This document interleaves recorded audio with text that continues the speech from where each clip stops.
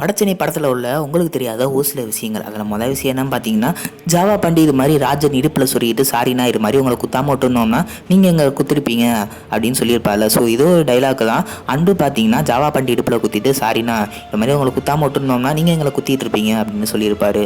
So இதே மாதிரி தான் செந்திலுக்கும் நடந்திருக்கும். அதாவது செந்தில் பார்த்தீங்கன்னா ராஜன் முதுகுக்கு பின்னாடி கரெக்டாக கழுத்துக்கு கீழே குத்திருப்பாரு. ஸோ அதே மாதிரி தான் செந்தில் ஜெயிலுக்குள்ளே இருக்கும்போது அன்பும் பார்த்தீங்கன்னா செந்தில் பின்னாடி இருந்து கரெக்டாக கழுத்துக்கு கீழே குத்திருப்பார். ஸோ கர்மான்ற இந்த ஒரு விஷயத்தை இந்த ஒரு படத்தில் அழகாக காமிச்சிருப்பாங்க. இன்னொன்று விஷயம் என்ன பார்த்தீங்கன்னா, அன்பு பார்த்தீங்கன்னா அந்த ஜெயிலுக்குள்ளே இருக்கும்போது அவரோட வலது கையை பத்திரமா பாதுகாத்துட்டே வருவாருங்க. அதுக்கு ஒரு எக்ஸாம்பிளாக சொல்லணும்னா, அன்பு குணா பிளாக்ல இருக்கும்போது குணா பிளாக்ல உள்ள ஒரு ஃபோனை அன்பு காட்டி கொடுத்துருவாரு. அதனால் எல்லாருமே பார்த்தீங்கன்னா அன்பை போட்டு அடிக்க ஆரம்பிச்சிருவாங்க. ஸோ அப்போ போலீஸ் வந்து கரெக்டாக தடுப்பாங்க. ஸோ அன்பு பார்த்தீங்கன்னா அவரோட வலது கையை மெதுவாக சட்டைக்குள்ளே வந்து வெளியே இருப்பார். அப்படியே பார்ப்பார் வலது கைக்கு ஏதாவது ஆயிருக்கு அப்படின்னு.